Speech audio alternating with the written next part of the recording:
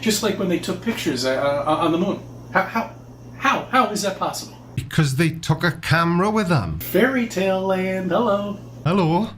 Ugh, I feel awful. First off, I've been ignoring stuff because of the final experiment. And by stuff, I mean CC. Mr. Completely Clueless from Westchester County. And secondly, and I'm not proud of this one, I made a couple of mistakes in my video where I read the entire Antarctic Treaty. I only went and called the Roman numeral VII 12 when it's actually 7. You f***ing prat. But in my defense, I'm not Julius Caesar. Anyway, now that that's out of the way, let's see what CC's been getting up to, shall we? Please subscribe. Good morning, good evening, good afternoon, wherever you may be. CC here, Chris, from New York, Westchester County. It's 9/5/24. Yeah, whatever. Nobody actually cares about any of that, Chris. But what I am interested is why there are crutches just over your left shoulder. You didn't fall off the edge, did you, while you were investigating the flat Earth? I mean, it wouldn't be the stupidest thing you've ever done, would it? Somebody told me that you once locked your car keys outside the car. Hey! Somebody!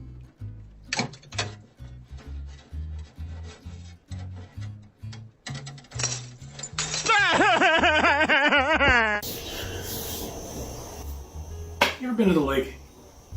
I love the lake. I really do. The lake is a fun place to be. Especially on those calm days. You know, those beautiful calm days, you know, where the lake is just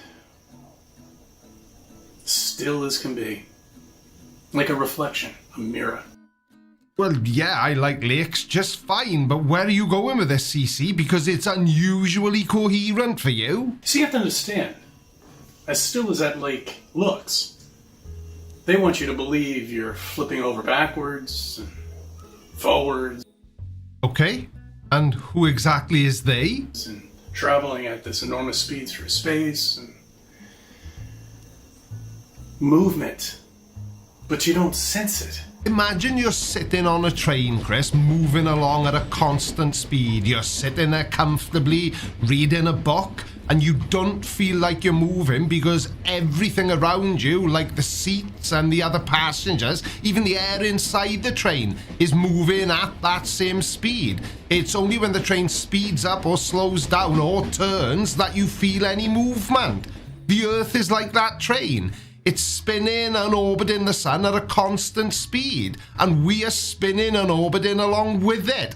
Everything around us, the air, the oceans, the buildings, it's all moving with the Earth. And since there's no change in the speed or direction of the Earth, we don't feel any movement. Where is that movement, that they're talking about? Where is all this amazing hundreds of thousands of miles of speed that we're traveling? Where is that movement? I'm not explaining it again, but it's there, Chris, I promise you. And you know something that's always baffled me is why flat earthers say that there can't be any movement because we can't feel it, and yet they're quite happy to go outside and breathe. I mean, you can't see there's oxygen in the air, but you accept that you can breathe just because you're told it's there. We can't actually see oxygen. Better yet, where is the curve? Where is it? We can't find it. Now then, funny you should ask, Chris, because in the not too distant future, I'm launching a high altitude weather balloon with a camera on board, and I will show you the curve myself. And remember, if you want to contribute towards Project Curve, there's a PayPal link in the description below this video. We don't feel ourselves moving. And nobody can tell us why. Oh, but I did tell you, why haven't you been paying attention? The reason we don't feel the movement of the Earth is because we are moving with it. Nobody can tell us about the Coriolis effect. Yeah, that would be the sharpshooters, when they're shooting something from hundreds of feet away. They never take an effect of any movement at all with the surface of Earth. Yeah, but even the most skilled sharpshooters who are aiming over incredibly long distances have to account for the Earth's rotation. It's a fact. Now, the rotation causes a slight curve in the path of a bullet, which is known as the Coriolis effect. It's a subtle but measurable phenomenon that demonstrates that the Earth is a spinning sphere. And this is just another example of you can't make it work on a flat Earth, therefore it must be fake. Yet we're to believe that it's traveling at 1,000 miles per hour. Which is one rotation every 24 hours. If you were to stare at the hour hand on your clock, can you see it moving? Now, we all know it is moving, but it's moving so slowly, it's difficult for the human eye to perceive that movement. Now, the hour hand on a clock's a really good example of an object with a slow and consistent rotational speed that, when scaled up, would be comparable to the Earth's rotational speed. The hour hand on a clock makes one full rotation every 12 hours, which translates to an angular speed of 30 degrees per hour. So if the hour hand on your clock were the size of Earth, it would be moving at 2,072 miles per hour. But it would still only make 2 trips around the clock every 24 hours. Earth is massive. It's one rotation. This highlights the vast difference in scale between everyday objects and the Earth, which is probably why flat earthers make such idiotic comparisons. Even slow-moving objects like the hour hand on your clock, when you scale them up to the size of the Earth, they can reach very impressive speeds. See, I used to play Flight Simulator when I was a kid, and I always sucked at it because I didn't have the right joystick, and it just was crap. I was playing it off my Apple IIe computer, so...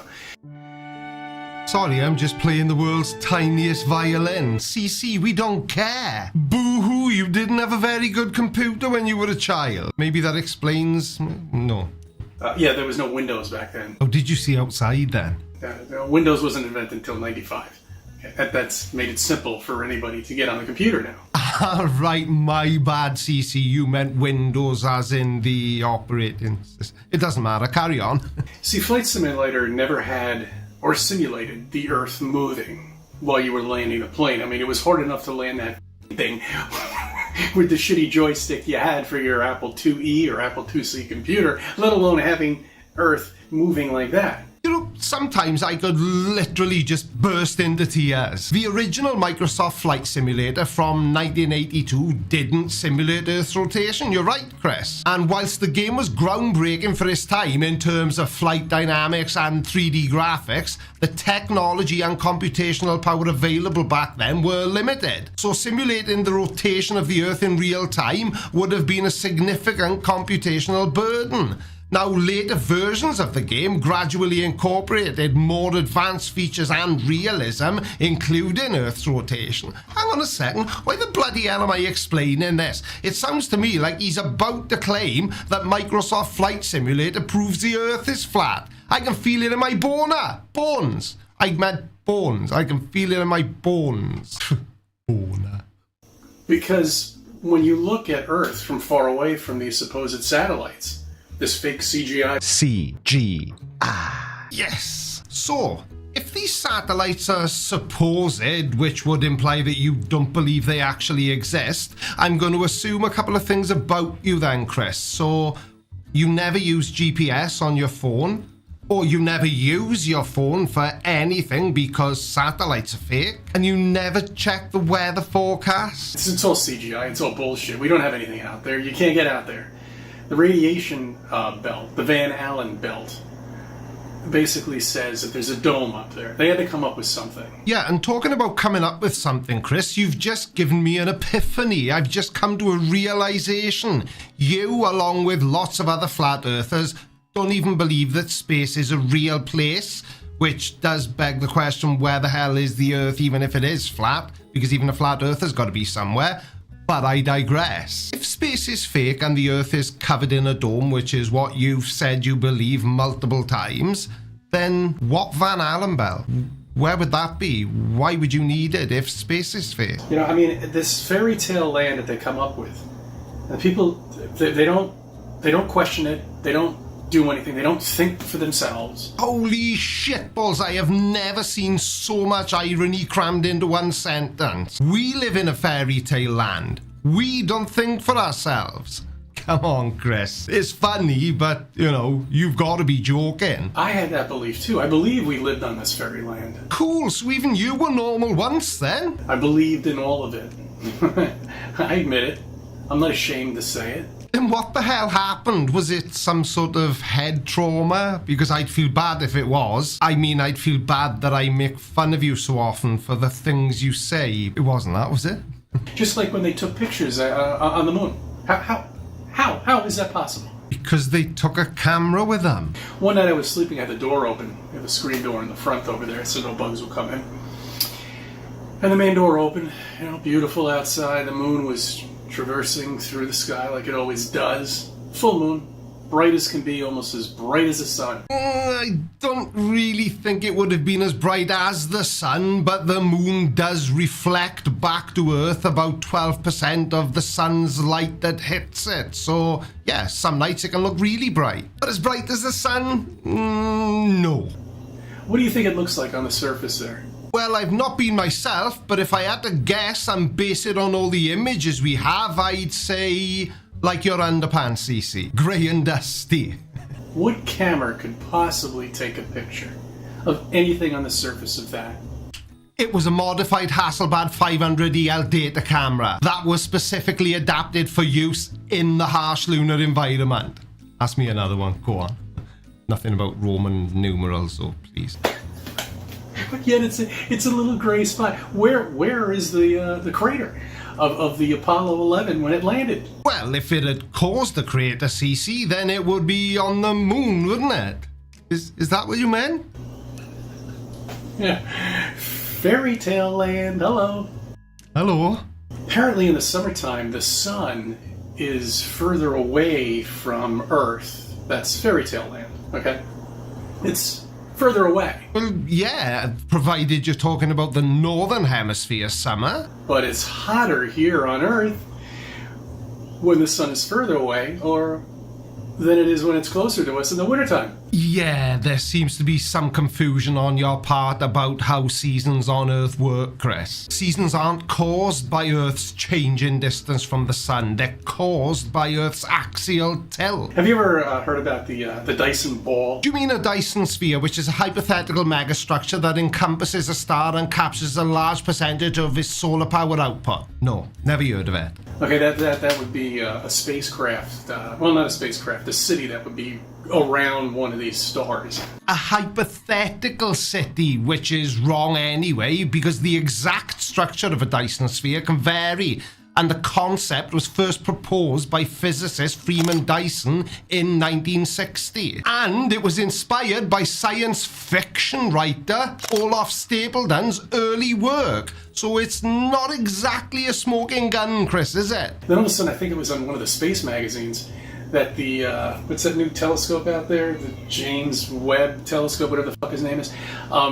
They think they found a Dyson ball. No, the JWST has not found evidence of a Dyson sphere, Chris. Now, there have been some interesting observations of stars with unusual infrared emissions that could potentially be explained by the presence of a Dyson sphere or other megastructure. But these observations aren't conclusive and have other possible, more natural explanations. Do you know, it makes me laugh. When it suits a flat earther, they'll cite something like this because they think it helps them, but in reality, all it does is expose them. Not too far away, and they've got a picture of it too and everything. Fairy tale land. And let me guess, Chris, as usual, you're not going to cite any articles, you're not going to mention any scientific papers, and you're most definitely not going to show us any photographic evidence. And you guys know how I feel about Antarctica. Antarctica does not exist. How stupid can you be is not a challenge, flat earthers. It's like you're in a constant competition to see who can defy logic the most. We don't need any more proof. Your YouTube channels are basically a highlight reel of your scientific misunderstandings. And today's contestant clearly missed the memo about not trying so hard. So, let's have a look, shall we? Please subscribe. Antarctica does not exist. We've all heard flat earthers make insane claims about, well, about pretty much everything they believe. And since the final experiment has been a thing, they've all been scrambling around like rats trying to leave a sinking ship. This is the direction the rats are going. It's good enough for me. Making all sorts of excuses about why TFE isn't an experiment and why Will Duffy can't be trusted. But at least they accept that Antarctica is there. But it would seem that Mr. Golden Nugget here isn't quite so sure. I'm always talking about it when you're driving at night or in the day, and you know, if there's children in the car, they might notice that the sun is following us. Am I the only one getting a weird Donald Trump vibe from this guy? Or the moon is following us. You know, it's like these celestial bodies, the stars and the moon and the sun, they seem to always be near us at the same. Each person has its own sort of star, sun, and moon setup. Imagine you're in a car and there's a big mountain in the distance, and as you move, the trees and houses near you zoom past, but the mountain seems to stay in the same place, almost like it's following you. Well, the same thing happens with the sun, moon, and stars. They're so incredibly far away that even when we travel long distances on Earth, our movement is tiny compared to the vastness of space. So again, you know, if you could get up and fly out of here like Superman, fly straight out past the 60th like Superman. What are we looking at? Were you hoping to see Superman? The sun and the star and the moon will always follow you. And you don't think that the explanation for that is that the closest star, Proxima Centauri, is 5.8 trillion miles from Earth, the moon is 240,000 miles from Earth, and the sun is 93 million miles from Earth? You don't think that's why they might appear as though they're following us when we move around on Earth? I really believe that. We don't know what goes on past the 60th. Well, I think to say that we just don't know, as if it's some sort of blanket statement, is a bit of a stretch, even for a flat earther. So what about the 100,000 plus people who travel beyond the 60th parallel every single year? You can jump on a cruise ship and go beyond the 60th parallel. I've always believed it's infinite land and water. And there's your problem, because when it comes to things like, I don't know, physics and reality, it doesn't matter what you believe. What matters is what the science is able to demonstrate to us. Just simply more ocean, water, and land. And you guys know how I feel about Antarctica. Antarctica does not exist. It's simply not there. The Earth is provably flat and probably infinite. Provably flat and probably infinite. Well, you can have all the probablys you want until you can demonstrate it. Nobody's going to believe you. And if the Earth was provably flat, why has nobody actually proved that it is flat?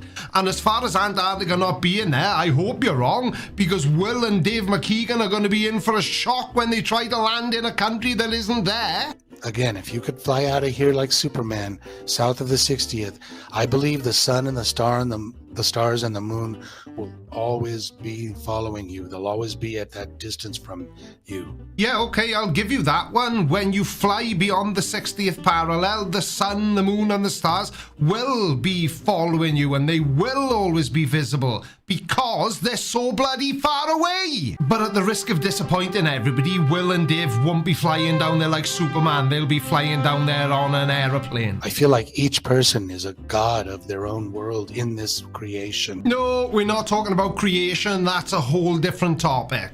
No, I'm not going. I'm not. You guys, this whole Will Duffy story is just another trick to make people think that Antarctica exists. I don't even know what to say to that. So what are you going to say when the final experiment actually lands in Antarctica? Where exactly do you think they'll be? I'm not even going to predict what's going to happen. The easy prediction is that the sun will stay overhead for 24 hours and leave flat earthers all standing there scratching their heads. Jaren will do a flip-flop and then all the normies will hear about it on the evening news, and they'll come and tell us, oh, by the way, your little theory was disproven. Now, as big as the final experiment has already become, I really do not think that it's going to be featured on the evening news. And as far as your little theory being disproved, well, that happened thousands of years ago, but you still choose to ignore all the evidence. Some shit like that. That's predictable. But, you know, these things are often unpredictable, so who knows what's going to happen. I have been telling my audience this whole time, ignore that story. Don't regard it. Well, yeah, of course you're going to tell all other flat earthers to completely ignore the final experiment, because you all know just how devastating this is going to be to what you believe in. There's 12 people here right now. I can't believe it. Since everyone's here, I might as well talk a little bit about that stupid final experiment. Oh God, no, please don't. The last thing we need you to do is tell 12 people that the final experiment isn't legitimate. I want to share with you guys something you probably already know. Is it that most flat earthers are so stupid they couldn't pour water out of a boot if the instructions were written on the heel? But if you don't, let me show you something that I learned this week. Okay, here's the map that we're always looking at, right? The AE map, the Gleason's map. Oh, you mean the map that since the final experiment was announced that most flat earthers are now saying isn't they a map? And I can't help but notice it doesn't look very infinite to me. And on this map, east and west are circular. Like the equator, for example. Do you mean the equator that divides the northern and southern hemispheres from each other, and which is exactly the same distance from the South Pole as it is the North Pole? How exactly would that work on a flat Earth then? Okay, what I learned this week is that at the equinox that happens in September, like September 21st or something, the sun rises at a 90-degree angle from the straight north and south line. You learned that from another flat earther, didn't you? Equinox means equal night. Now, during an equinox, day and night are approximately equal in length all over the world. And this can only happen because Earth's axis is tilted neither toward nor away from the sun. And the flat Earth doesn't have an axis, does it? So it can't even work on your model. So what the hell are you talking about? I want to call it due east, but I don't want to misuse that term. So here's a straight spoke north and south line. Imagine a 90-degree angle drawn right there. That's how the sun rises and sets at the equinox, no matter where you are on this longitudinal line. Yeah, but the equinox has an effect on the entire planet, not just one line of longitude or latitude, whatever the hell it was he said. I never knew that. That's a blockbuster to know that. And is it being a blockbuster a good thing or a bad thing? I'm so confused. Because if you think it's a good thing, then that speaks volumes about you, because it's all completely wrong. And I've told you guys before about David Weiss's app and how it doesn't work. I've said that before. Finally, something we can agree on. Of course David Weiss's app doesn't work. And I let you into the big secret of why that is. Come here. I don't want to say it too loud. It's because the Earth isn't flat. And this goes to show that model that a lot of people are using, Eric Dubé, David Weiss, Mark Sargent, these people all use that model. Yes, they do, despite the fact that they're all saying otherwise now. But I hate to break this to you, but it's the same model that you are holding in your hand right now. They all use the AE map as the flat Earth model. And I'm wondering, all those years when I was watching these people, how come I never learned that before? No one ever talked about that. Those people don't talk about that. Oh, that's really easy to explain. They hadn't made it up yet. Sorry, I mean they hadn't discovered it yet. I just have to tell you guys, not anyone here in chat, but To all my listeners, sometimes I think that a lot of people that too many people are too damn gullible. Yes, they are, and you'll get no argument from me about it. And you get hooked on a truther show, and you get hooked on the person's personality. You like him so much or her so much, you get attached. And it happens to all of us. It happens to the best of us. It's happened to me. You watch a show, you relate, you like this person's personality, the first impression is awesome, and you get hooked. Are we still talking about flat earthers? Because I watch a lot of flat earth content, and of all the things that stand out to me about the flat earthers I make videos about, their personality isn't usually that high on the list. But before you know it,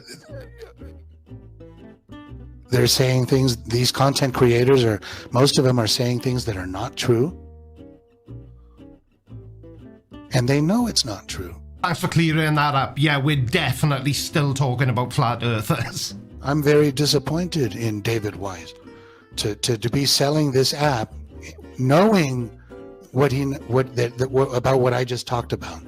He knows that no matter where you are on a longitudinal line at the summer equinox, the sun will rise 90 degrees from straight north, and it'll set at 270. He knows this, but he still pushes that thing. So you're disappointed in David Weiss because his misinformation is different to your misinformation. But the reason David Weiss is so focused on selling his app is because he's a money-hungry grifter who wouldn't know the truth if somebody stapled it to his forehead. And I never bought that app. It's $2.99. But if I did, I would want my money back right now. Well, I think everyone should be demanding their money back because there's nothing in there that even comes close to representing reality. And I'm even amazed that he's allowed to have an app like that available for purchase anyway. That's why they created this Antarctica lie, because they don't want you to know the Earth is infinite, probably. Nothing says I'm confident in my position like using the word probably at the end of your sentence. I would advise all of you to abandon any notion of some gigantic flat earth movement happening that's going to be a good thing, led by these people that are the more well-known flat earth content creators. Those people are not worth following. I completely agree with you. Whether you believe the Earth to be flat, globular, hollow, concave, or otherwise, the freedom to independently travel and explore the Earth, from the North Pole to whatever exists south of the South Pole, to any and everywhere else, should be a fundamental and unalienable right. And it is, Eric, which is why companies like this exist. Anybody can book a trip to Antarctica, and we all know you want to go there because you said this. Antarctica, but why can't I go see for myself? I want to go there and check it out for myself. Well, then it's your lucky day, Eric. Someone has offered to pay for Eric Dubé to go with us to Antarctica. There we go. Somebody's offered to pay for the trip for you. So are you man enough to accept it?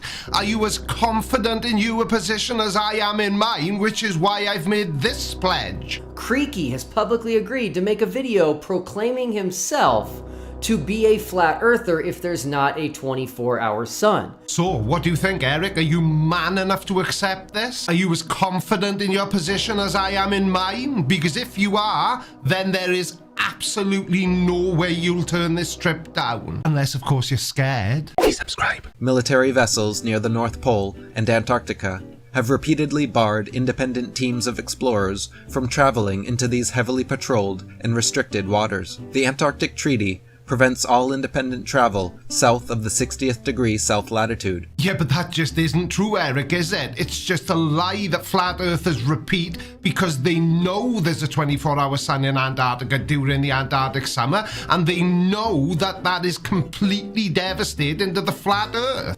Where rebels like Jarl Anderhoy and his team have been repeatedly turned around at gunpoint, jailed, and fined for daring to attempt. You'd give Pinocchio a run for his money, wouldn't you? That's not true either. He was arrested in Chile because he attempted to sail from New Zealand to Antarctica without the relevant permits. So he broke the law. And exactly the same would apply if he tried to sail into America without the relevant paperwork. What is so important in Antarctica that 53 of the most powerful countries in the world have agreed to patrol and enforce harsh restrictions and penalties on anyone who attempts to independently explore it? You know, I would be embarrassed if I kept getting caught out in a lie like that. That's not what the Antarctic Treaty says. I've read it, line by line in the video. Nobody mentioned Roman numerals though. So unless you can give me the exact article, and more specifically the exact line that says what you just claimed, then I'm afraid you're just lying again. Why has the entire continent of Antarctica and everywhere else on Earth below the 60th south parallel been caged off from us? It hasn't. The only way we can experience Antarctica is by being a government employee and working at one of their bases. Well, Robert Shortman, you know, Nathan Oakley's plumber mate, he's not a government or a military employee, and he worked in Antarctica. Or doing one of their overpriced penguin tours along the Antarctic coast. Oh, right. I'm quite surprised to hear you say that, Eric, especially when we consider that at the beginning of your video, you said that nobody is allowed to travel to Antarctica. So which is it? No one, even these very few humans, is granted the freedom to explore the continent. But the treaty specifically says to promote the objectives and ensure the observance of the treaty provisions, all areas of Antarctica, including all stations and all installations and all equipment within those areas, will be open at all times to inspection by any observer. So how exactly is that preventing us from exploring freely?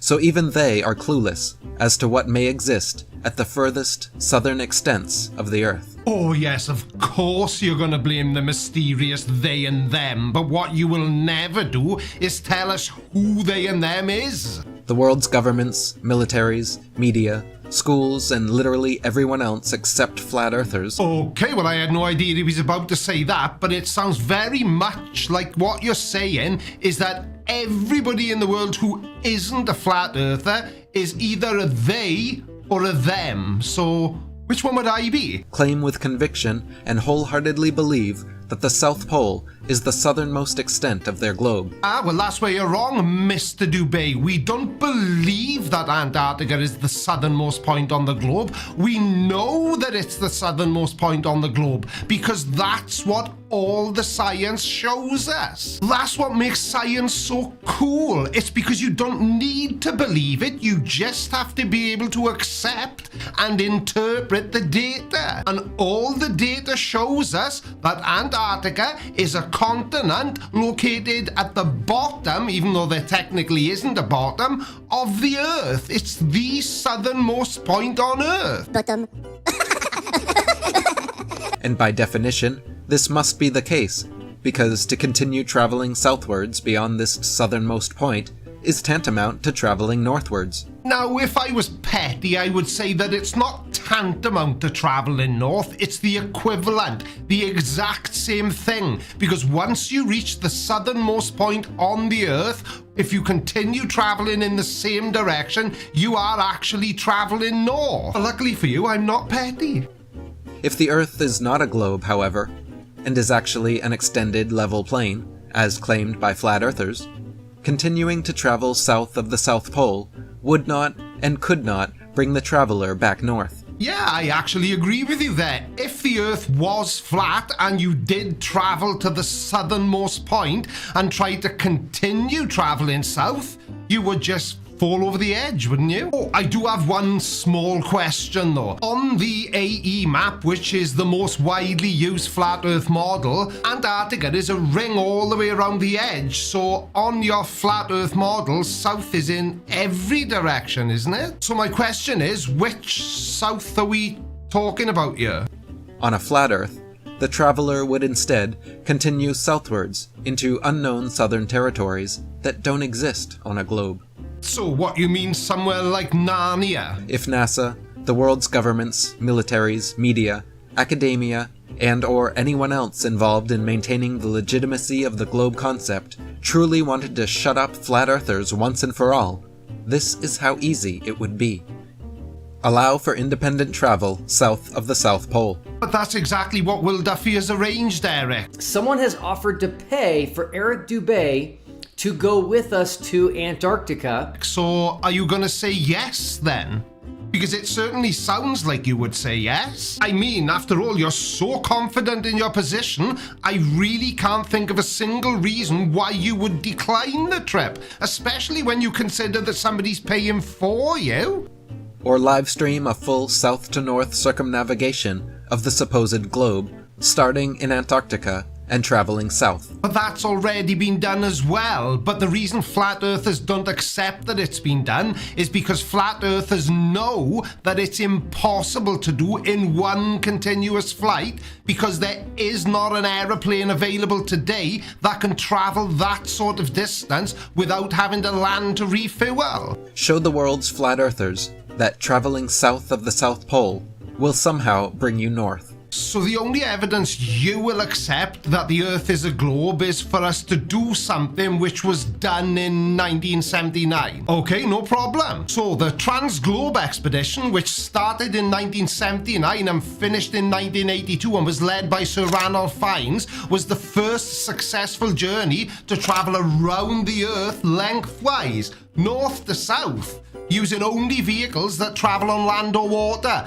Now, the team started in Greenwich, England, and journeyed south and reached the South Pole in December 1980. They then headed north, reaching the North Pole in April 1982. And finally, they returned south to Greenwich in August of 1982, completing their north to south circumnavigation. So it's already been done, you clown.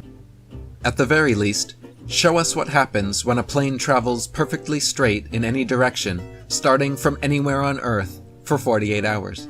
Yeah, but that's just another example of you asking for something which you know is completely impossible. As far as I'm aware, there is no aeroplane that can fly constantly for 48 hours without having to land to refuel. If Earth is truly a ball 24,900 miles in circumference, as we are taught, traveling perfectly straight in any direction, starting from anywhere on Earth, at an average flight speed of 550 miles per hour, the globe model claims the plane will circumnavigate the entire circumference and return to its original starting point. Now, to be fully transparent, I just looked up the longest flight ever recorded, and I'm not gonna lie to you, my gas has never been so flabbered. In 1958, a Cessna 172 flew for 64 days, 22 hours and 19 minutes. How? I really want to read about this, but I won't include it in today's video because it's irrelevant, and yeah, I'm already running behind today, so. But the fact still remains that most planes can't... On a flat Earth, however, a plane traveling in a perfectly straight line, never deviating left or right, regardless of where it starts or which direction it travels, will eventually reach the Antarctic. Why has such a simple experiment never been performed in aviation history? Because planes can't fly for 48 hours straight without having to stop. But I did just find out how the Cessna managed it. They just flew really low over a refueling truck, so they were obviously, yes, they were flying, but it looks like they were just flying around Las Vegas for 64 days, 22 hours, and 19 minutes. That's pretty impressive. Are we globe earthers and flat earthers alike content and complacent enough with what we are told to simply trust it as truth? Wait, so do you actually think that people in the scientific community, and more importantly, actual scientists, just accept things because somebody else told them? Have you never heard of peer review? Everything the scientific community releases as a scientific breakthrough of any kind has been scrutinized to within an inch of its life. It's only flat earthers who just accept things because Johnny down the road told them it was true. Children are taught in school that explorers like Magellan and others have traveled in perfectly straight lines eastwards or westwards and eventually arrived back at their starting point. It's universally heralded as proof of the globe and most adults today still believe such circumnavigations have actually occurred. No, they don't. The reason I accept that a circumnavigation of the globe has happened is because I found lots of information and data showing me that it did. Unlike the cardinal directions on a compass rose, north, south, east, and west on Earth are not simply straight lines separated by 90 degrees. North, rather than being an upward shooting arrow, is actually a point, a center point, the center point of the entire Earth, known as the geographic North Pole. Do you think flat earthers realise how stupid they make themselves sound and look when they show things like this on the screen? So what you're saying then is south is in every direction, north isn't a direction at all, it's just a single point in the middle of the flat earth, and east and west are clockwise and anti-clockwise? Seriously? Situated directly below Polaris, the North Pole star, the only motionless star in the heavens, which marks the exact center point of the sky. You f***ing prats. Oh my this guy is thicker than a bull's knob. Polaris is not motionless. It's just really, really far away. Okay, one last time. These are small, but the ones out there are far away. Thanks for watching, everybody. I'll see you in the next video. Love you. Bye. Screw you guys. I'm going home. I don't think so.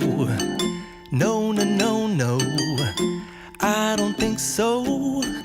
No, no, no, no. It's never